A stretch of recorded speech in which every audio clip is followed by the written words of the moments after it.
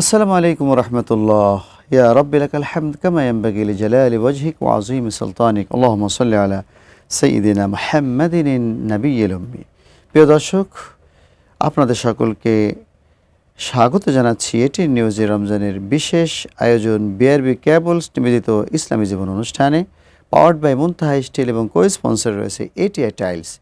প্রিয় দর্শক, আজকের এই অনুষ্ঠানে আলোচনার জন্য একজন ইসলামিক স্কলারকে আমরা স্বাগত জানিয়েছি। আমাদের আজকের এই অনুষ্ঠানে রয়েছেন হযরত মাওলানা মোহাম্মদ আল আমিন, ভাইস প্রিন্সিপাল, উম্মুল কুরা আন নাজাত আলিম মাদ্রাসা। আসসালামু আলাইকুম ওয়া রাহমাতুল্লাহি ওয়া বারাকাতুহু। ওয়ালাইকুম আসসালাম ওয়া রাহমাতুল্লাহি ওয়া বারাকাতুহু। আপনাকে এই অনুষ্ঠানে স্বাগত। ধন্যবাদ। তো আজকে আমরা যে বিষয়ে আলোচনা করব, আপনি মেহেরবানি করে শুরু করেন।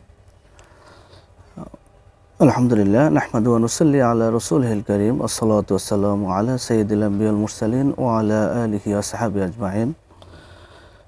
প্রথমেই শুরুতে মহান আল্লাহ তাআলার দরবারে লাখো কোটি শুকরিয়া আদায় করে নিচ্ছি যে আল্লাহ তাআলা পবিত্র মাহে রমজান এমন একটি মুহূর্তে আলোচনায় আমাকে উপস্থিত হওয়ার জন্য তৌফিক দিয়েছেন, এজন্য বলি আলহামদুলিল্লাহ। আজকে যে আমাকে যে বিষয়টি নিয়ে আলোচনা করতে বলা হয়েছে যে রমজানের তাকওয়া অবলম্বনের মাস। পবিত্র কোরআনে আল্লাহ সুবহানাহু ওয়া তাআলা বলেন, বিসমিল্লাহির রহমানির রহিম, কুতিবা আলাইকুমুস সিয়ামু কামা কুতিবা আলাল্লাযীনা মিন ক্বাবলিকুম লাআল্লাকুম তাত্তাকুন। পবিত্র মহাগ্রন্থ আল কোরআন এমন একটি সংবিধান আমাদের মুসলমানদের জন্য যে আমাদের জন্মের পরে থেকে মৃত্যু পর্যন্ত আমাদের কাজ কি শিডিউল সংবিধান, সেটা আল্লাহ তাআলা আগেই মেসেজ দিয়ে দিয়েছেন। দুর্ভাগ্যের বিষয় হচ্ছে আমরা দুনিয়াতে এসে দুনিয়ার যাপন করি, কিন্তু আমাদের মূল যে মেসেজ আল্লাহ তাআলার কোরআনের যে বাণী, সেটাকে ফলো করি না। এদিকে আমাদের দুর্ভাগ্যের বিষয়। পবিত্র কোরআনে আল্লাহ তাআলা এখানে আয়াত নাজিল করে বলেছেন যে তোমাদের উপর রমজান মাসকে ফরজ করেছি, তোমাদের পূর্ববর্তীদের উপরে যেভাবে ফরজ করেছিলাম, এটা করা হয়েছে জন্য যে তোমরা এখান থেকে তাকওয়া অর্জন করতে পারো। তা তাকওয়াটা কি আমাদের এখন বুঝতে হবে। তাকওয়া শব্দ হচ্ছে যে আল্লাহ ভীরু, খোদাভীতি, সংযম। আল্লাহ তাআলা পবিত্র কোরআন নাজিল করে যে আয়াত দিয়ে আমাদেরকে যে শিক্ষা দিতে চেয়েছেন, আমরা মুসলমান হিসেবে আমাদের উচিত যে পবিত্র কোরআনকে ফলো করে এই পবিত্র মাহে রমজানকে অবলম্বন করে আমাদের জীবনটাকে আল্লাহ ভীতির উপরে প্রতিষ্ঠিত করে ইহকালীন কল্যাণ এবং পরকালীন নাজাতের ব্যবস্থা নেওয়া। কিন্তু বাস্তবিক অর্থে আমরা যেটা পরিবেশগতভাবে যে দৃষ্টিভঙ্গি আমরা দেখতেছি, বিশেষ করে আমাদের এই বাংলাদেশের মধ্যে, আপনি লক্ষ্য করলে দেখবেন যে রমজান মাস যখন আসে, কোরআন হাদিসের দৃষ্টিভঙ্গিতে মুমিনদের জন্য রমজান হচ্ছে ইবাদতের মাস, মৌসুম।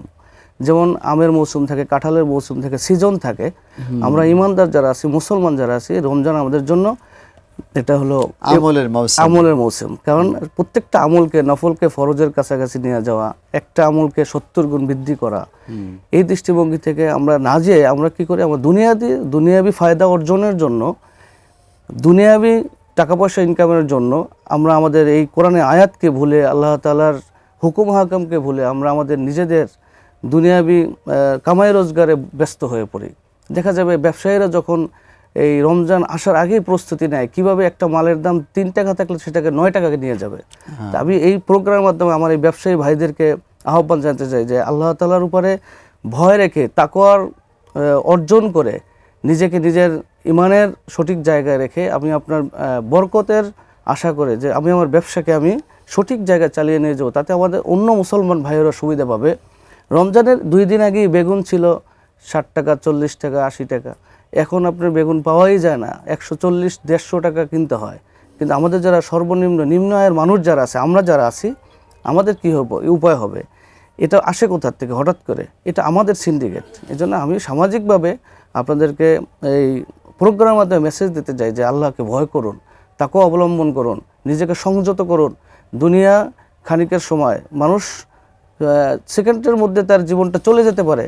তো আপনি বলছিলেন যে মানুষ সিন্ডিকেট করছে, তো তাকওয়া মানে তো হচ্ছে আল্লাহকে ভয় করে আল্লাহ বিরোধী কোনো কাজ করবে না, ইসলাম বিরোধী কোনো কাজ করবে না, এরপরে রাসূলের আদর্শ বিরোধী কোনো কাজ করবে না। তো এই যে মানুষগুলো, তারপরেও কিছু চেঞ্জ কি আছে নাকি সমাজে? যেমন এই রমজান আসার কারণে আমাদের ভিতরে কিছু তাকওয়া কি সৃষ্টি হয়েছে কি? জি জি নিশ্চয়ই কিছু তাকওয়া সৃষ্টি হয়েছে, তার প্রভাবটা সমাজে কিভাবে দেখেন? আলহামদুলিল্লাহ, আমি বাস্তবিক একদম একটা প্র্যাকটিক্যাল উদাহরণ আপনাকে দিচ্ছি। আমি যে আমার মাদ্রাসার কাছে একটা বিশাল কেন্দ্রীয় মসজিদ আছে, তো সবসময় ওখানে জামাতে নামাজ পড়া হয়। তো প্রথম রমজানের মাগরিবের নামাজের যখন আজান হচ্ছিল, পরে রমজানের একদম প্রথম দিনে, তো আজানের পরে মসজিদে গিয়ে দেখলাম নিচতলায় জায়গা নাই। আমি কিন্তু একদম নিয়মিত মুসল্লি, নিচতলায় জায়গা নেই। দ্বিতীয় তলায় গেলাম, সেখানেও জায়গা নেই। তৃতীয় তলায় যেয়ে দেখি যে তৃতীয় তলাও ভরে গেছে। আলহামদুলিল্লাহ, আলহামদুলিল্লাহ। তো এখানেই প্রমাণিত হয় যে রমজান এমন একটি বরকতপূর্ণ মাস, যেটা মুসলমানদের হৃদয়ে, আল্লাহ রাসূল সাল্লাল্লাহু আলাইহি ওয়াসাল্লাম বলেছিলেন, রমজানের 2 মাস আগেই দোয়া করছেন যে আল্লাহুম্মা বারিক লানা ফি রজব ওয়া শাবান ওয়া বাল্লিগনা রমাদান, যে আল্লাহ তাআলার কাছে দোয়া করো তোমরা বেশি বেশি, যে আল্লাহ রমজান পর্যন্ত তোমাদেরকে পৌঁছে দেয়। সুবহানাল্লাহ। সেই বরকতপূর্ণ মাস আমি বলবো এই অনুষ্ঠানের মাধ্যমে যে মানুষ যারা রমজান আমরা পেয়েছি, আমাদের উচিত হলো আল্লাহ তাআলার কাছে সিজদা দিয়ে পড়ে থাকা ঘন্টার পর ঘন্টা, যে আল্লাহ তুমি এই নিয়ামত আমাকে দিয়েছো।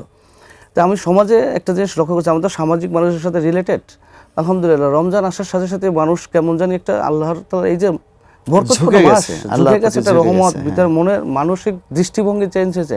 যারা দেখতাম না মসজিদে আজান দিলে উল্টা দিকে যায়, এখন দেখি যে আজান দেওয়ার আগে এসে বসে থাকে। এরকম কিছু মুসলিম আছে যারা নামাজই পড়তো না।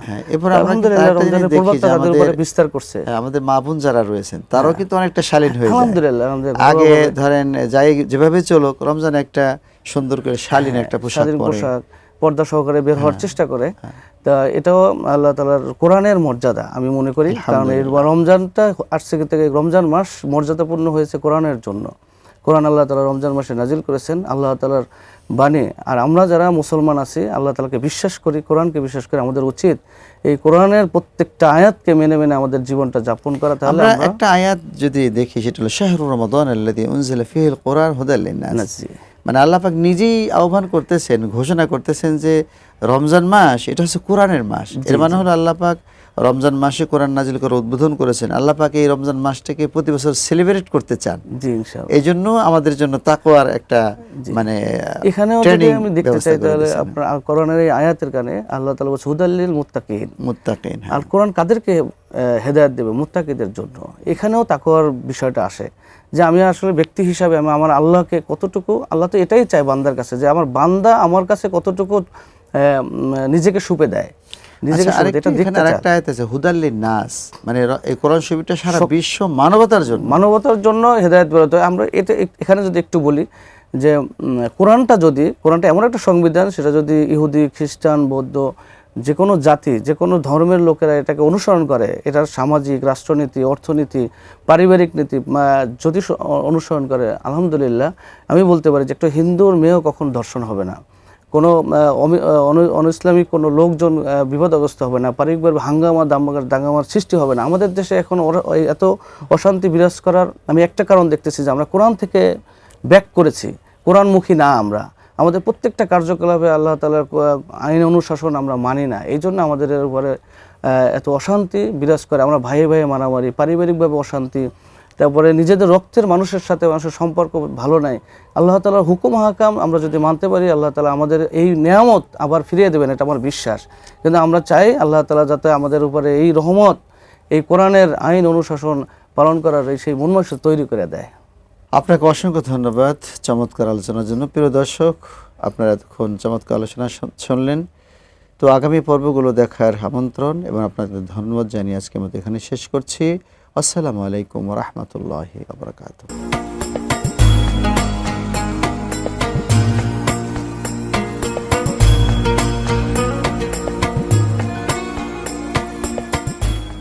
সৌজন্যে BRB cable, powered by Montaha steel, co sponsor ATI tiles.